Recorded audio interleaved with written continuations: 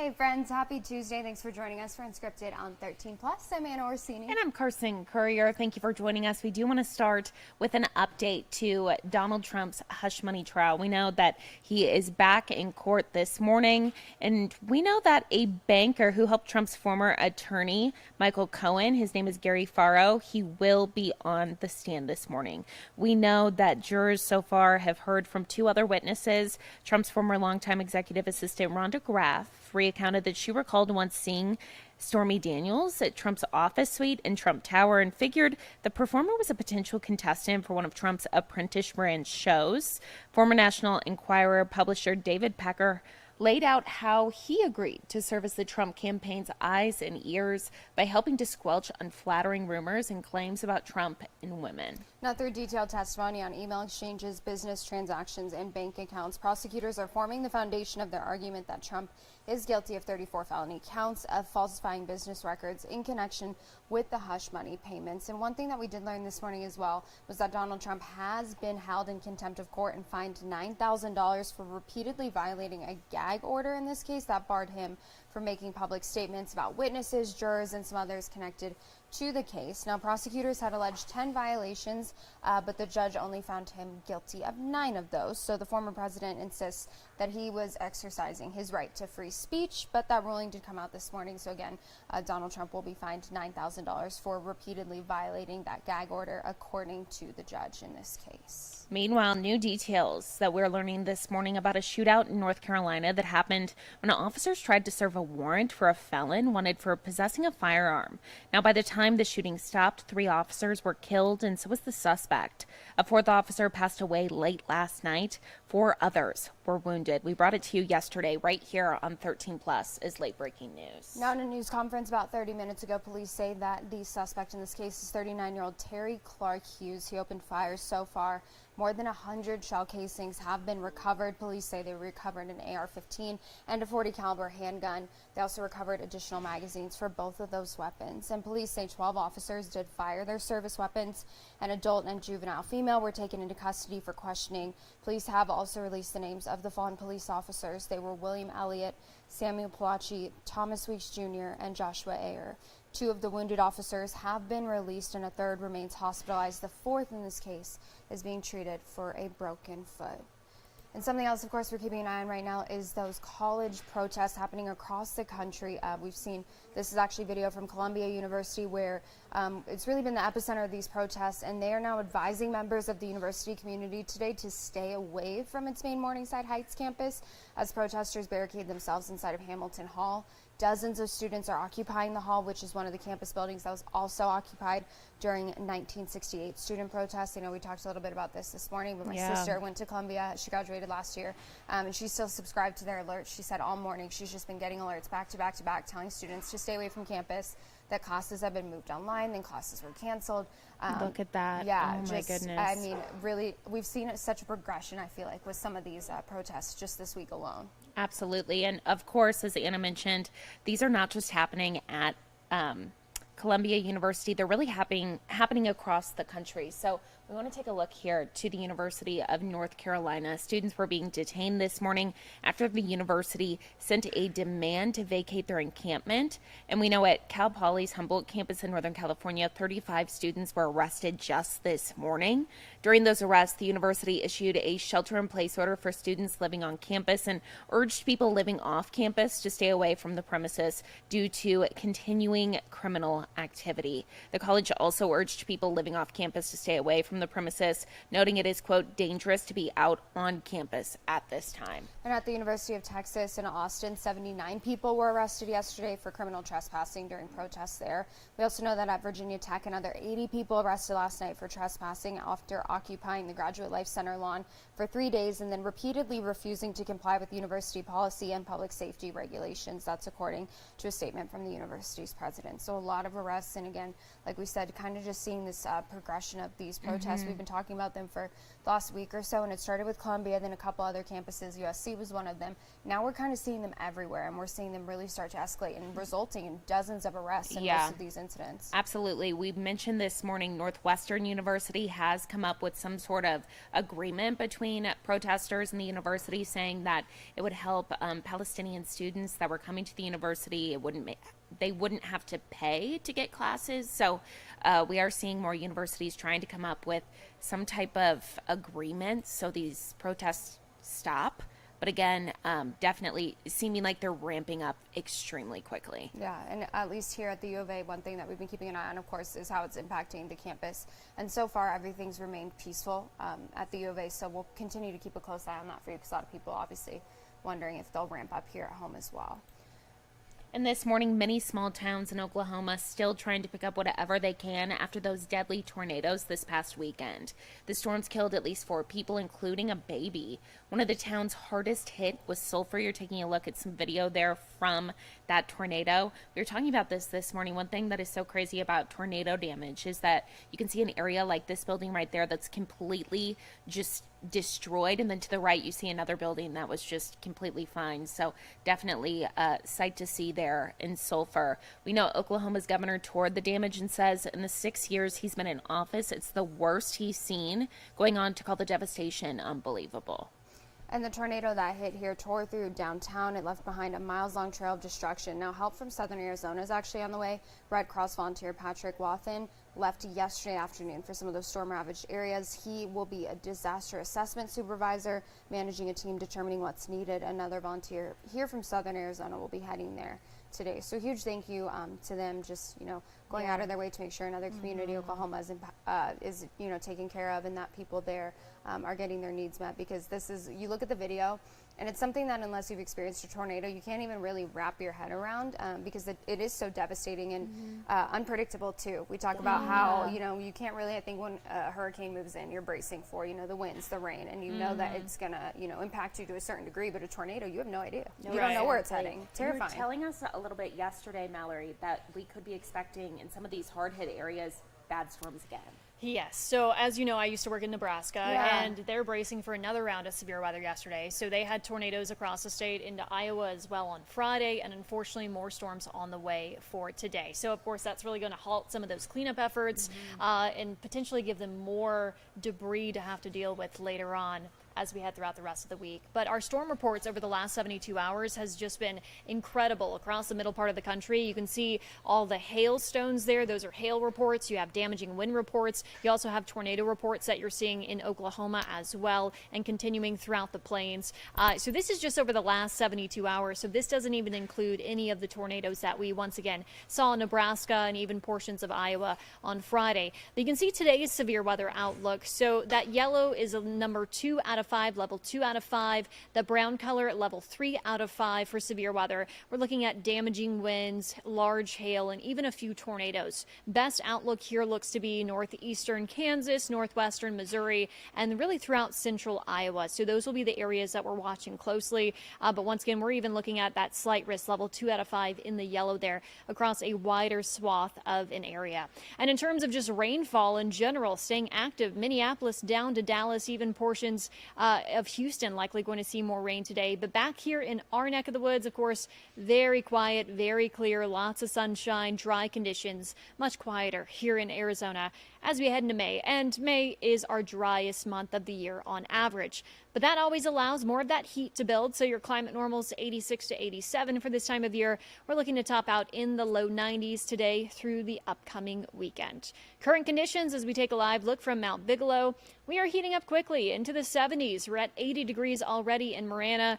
And of course, we will continue to climb from there. 93 today in Tucson, so a few degrees warmer than yesterday. 87 in Nogales and San Manuel, right around that 90-degree mark in Green Valley. And in Cochise County, looking at those highs back in the 80s this afternoon. So your 7-day forecast, really not much day-to-day change here. Basically copy and paste today through the weekend. Low 90s, staying warm in the afternoon, but we'll have those pleasant evenings and mornings.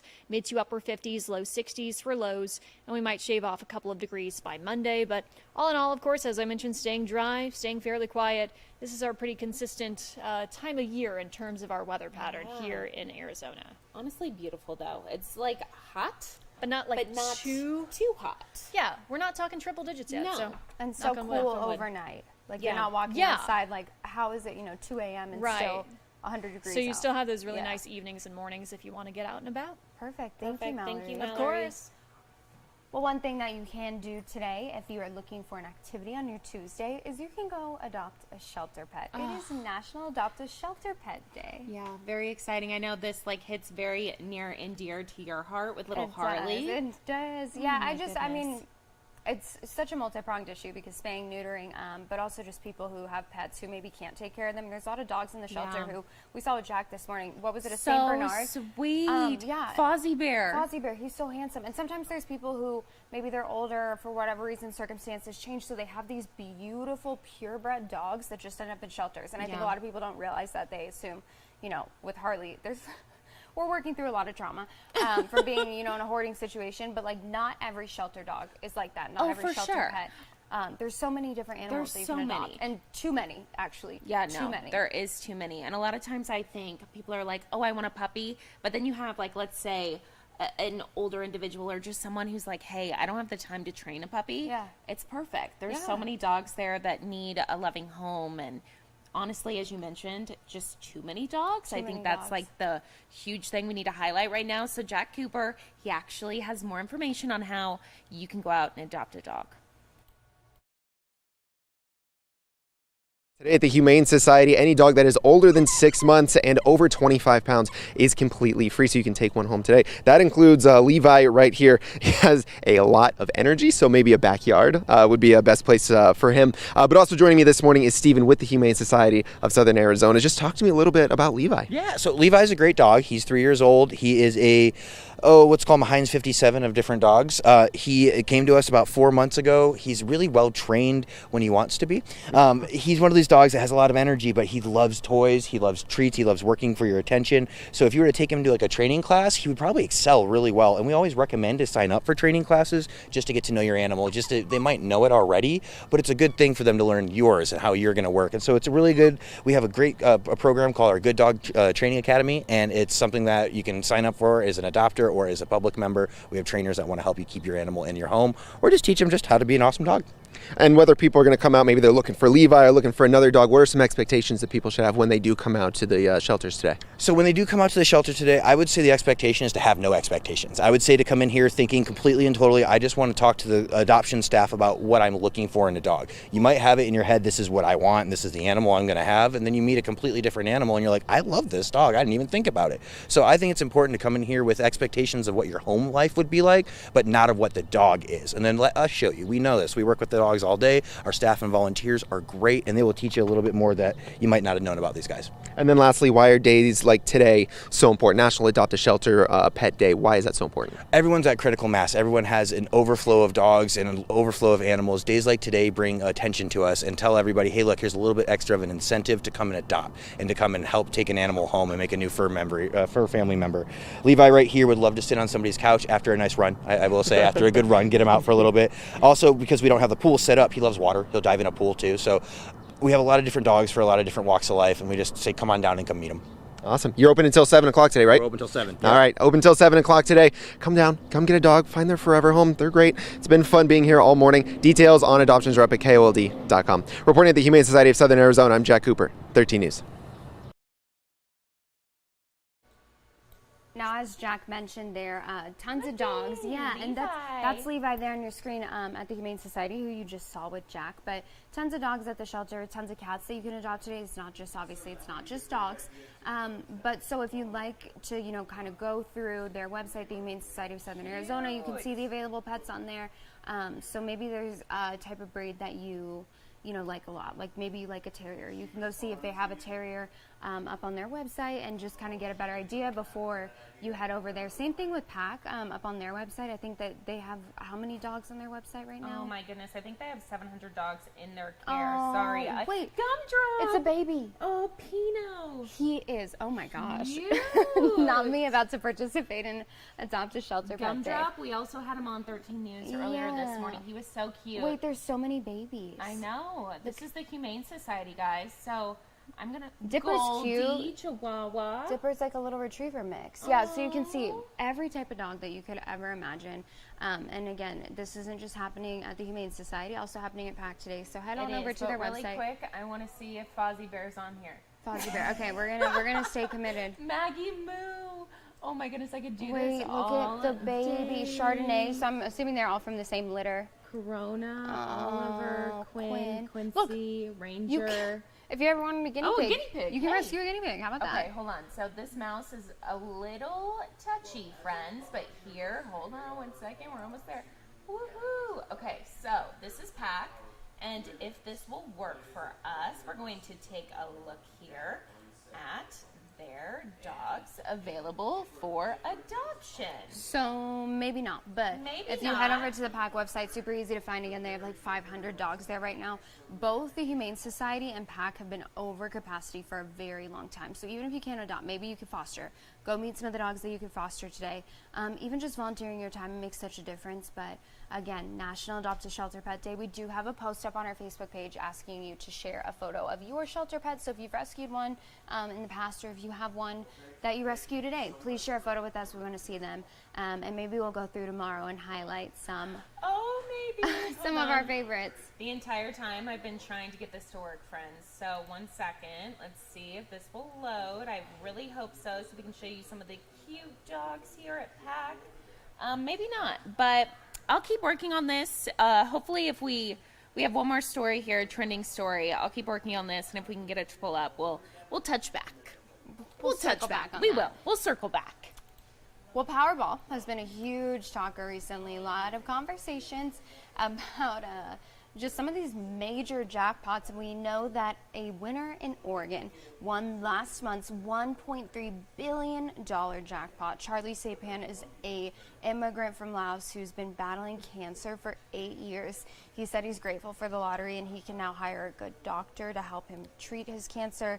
He will split the $422 million lump sum cash payment with his wife and a friend who helped buy the batch of tickets that contained the winning numbers. But I love to see it, honestly. When we found out that the winner was in Oregon, because we both worked in Oregon and lived in Oregon, we were both like, well, dang, why wasn't it us? But seeing this, like, you always kind of hope I know that the Goes winning to a- ticket, falls into the hands of somebody like this. who really needs it, Yeah. honestly. Being able to hire a good doctor and get the care that he needs is huge. Yeah. So congratulations. So that's a lot of money. A lot of money, yeah, definitely. Well, hopefully he gets the care and then can enjoy himself a little bit. You know? Absolutely. I know we never talked about it here on 13 Plus, but just last week, I believe, we had a winner, Fries, on Thornydale for the Arizona State Lottery. Won Yeah. almost $1 billion. $1 billion or $1 million? Billion. Billion?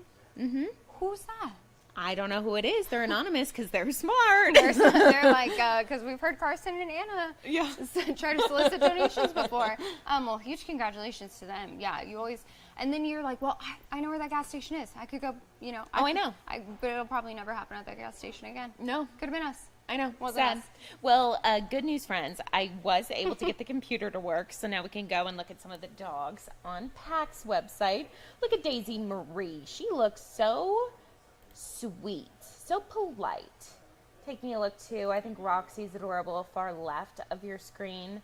Also, you can see here MJ, super cute. Gigi. I love how they've, you can tell they really try to make sure that these pictures are just really good and cute. You know I think what I they mean? have people who volunteer who photographer? are like professional photographers who come in and take the pictures just so that the dogs can really be captured. Look at Echo. Broly. Oh, Broly, that's a I big. could see you with Broly. He's a big boy. It is a big boy. I would just rename him Pibble. Pibble. Look at Gino. Oh, that Oh, my smile. I can't goodness. stand it. He looks like he wants a He's hamburger. a handsome boy. He is. So obviously you can tell Anna and I would do this all day if we If it would be allowed, you know? Yeah, but not a not a dog adoption show, so we won't keep you guys. Oh my goodness! But look even at see, Guido. this is what we're talking about. He's a Rottweiler. If you've ever wanted a Rottweiler, you don't have to buy one Oh from my a breeder. goodness! You could just Punchy go. has a hat. Okay, we could do She this has all that. day. We could, or you could go do it. You could go to Pack and you perfect. could go adopt a dog for National Adopt a Shelter Pet Day. Let us know if you do. Comment down below or message us on Facebook. Let us know if you actually go out and get a new family member Yeah, today. we would love, if you were one of those people, let us know. Find our emails on the website. Send us a picture because we would love to, we would love to feature you tomorrow on Unscripted on 13 Plus, give you a shout out and, just get a little update on how you and your new friend are doing. So let us know if you end up adopting a shelter pet or even if you foster one. Anything helps, like we said. Lots of animals in both of our shelters right now. So just keep that in mind if you do need a new friend. And taking a live look outside, great weather to walk your new friend in. 93 degrees today, so going to be on the warmer side later today, the 90s up until Monday. We could be big cool down, 88. I know, honestly, but this is the time of year that people love coming to Tucson. Yeah. So, I mean, the weather's just great. Every single day. Every single day. And when we look at what's happening in other parts of the country, you just feel so grateful, honestly, to live here. Yep. Because it is severe weather season. So not much that you have to worry about here at home, which is the good news. Thanks so much for joining us for Unscripted on 13 Plus. We hope that you have a great rest of your Tuesday. Absolutely. Thank you for watching. Tune in tomorrow at 9:30 for another episode of Unscripted on 13 Plus. Have a great day.